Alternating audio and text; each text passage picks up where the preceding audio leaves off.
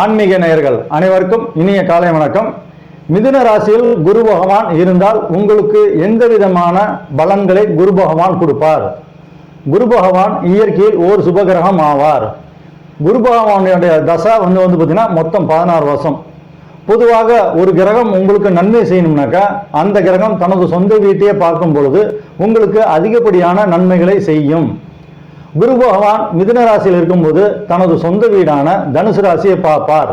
உங்களுக்கு மிதுன ராசியிலிருந்து தனுசு ராசியை பார்க்கும்போது குரு பகவானுடைய தசா புத்தி அந்தரங்கம் நடைபெறும் பொழுது குரு பகவான் உங்களுக்கு நன்மை செய்வார்.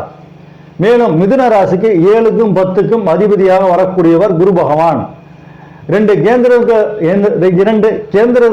அதிபதியாக வரக்கூடியவர் குரு பகவான்.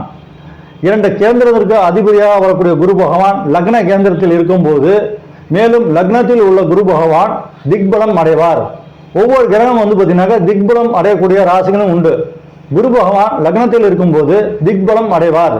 திக்பலம் என்கிறது அதிகப்படியான பலன்களை பற்றி சொல்லக்கூடிய இடமாகும். லக்னத்தில் உள்ள குரு பகவான் உங்களுக்கு தனது தசா புத்தி அந்தரங்கம் நடைபெறும் பொழுது அதிகப்படியான நன்மைகளை மிதுன ராசிக்காரர்களுக்கு குரு பகவான் செய்வார்.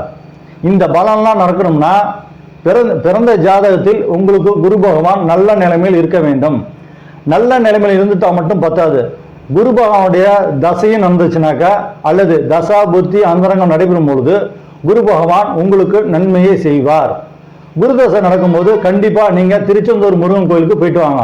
மேலும் உங்களுடைய குலதெய்வம் கோயிலுக்கும் கண்டிப்பாக போயிட்டு வாங்க.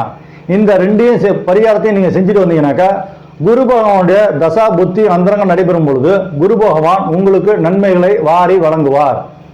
நன்றி.